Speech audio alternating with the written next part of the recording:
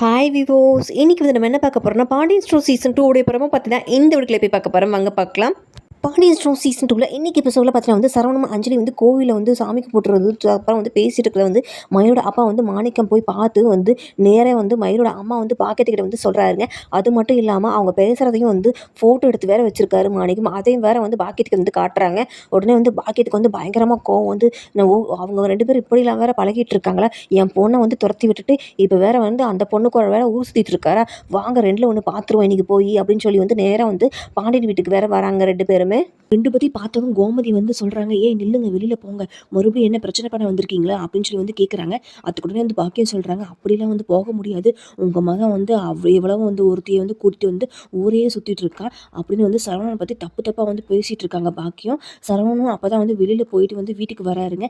சரவணனை பார்த்ததும் வந்து மாணிக்கம் வந்து சொல்றாரு, ஒருத்தையை கல்யாணம் பண்ணிட்டு நடுத்தருவில் விட்டுட்டு இன்னொருத்தையோட ஊர் சுத்திட்டு இருக்கீங்களா, என்ன பொறுக்கித்தனை வந்து பண்றீங்களா அப்படின்னு சொல்லி வந்து சரவணனை பார்த்து கேட்குறாருங்க. உடனே வந்து மாணிக்கம் அப்படி சொன்னதும் பார்த்தீங்கன்னா வந்து சரவணுக்கு வந்து பயங்கரமாக கோவம் வந்து மாணிக்கத்தை போட்டு அடி அடின்னு அடிக்கிறாருங்க.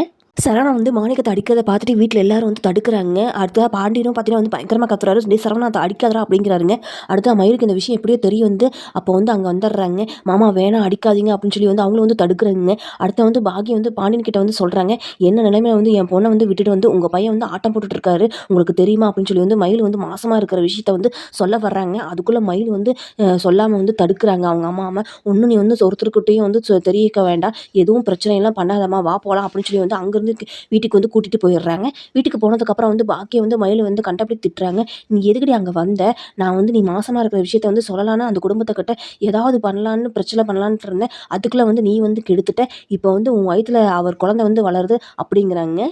உடனே பார்த்தீங்கன்னா மயில் வந்து கோவப்பட்டு அவங்க அம்மா கிட்ட சொல்கிறாங்க, ஏமா மேலும் மேலும் வந்து எனக்கு ஏமா சாபத்தை வாங்கி கொடுக்குறேன், நான் வேலைக்கு போய் வந்து காசு சம்பாதிச்சு என்னையும் என் பாப்பாவையும் நான் வந்து இந்த வீட்டையும் வந்து நானே பார்த்துக்கிறேன், அதை பற்றியெல்லாம் வந்து நீ வந்து கவலையே பட வேணாம் அப்படின்னு வந்து மயில் வந்து அலறாங்க சொல்லிட்டு. இதுக்கப்புறம் வந்து மயில் மாசமாக இருக்கிற விஷயம் வந்து உண்மை வந்து எப்படி வந்து பாண்டியன் குடும்பத்துக்கு தெரிய வரும்னு தெரியலிங்க.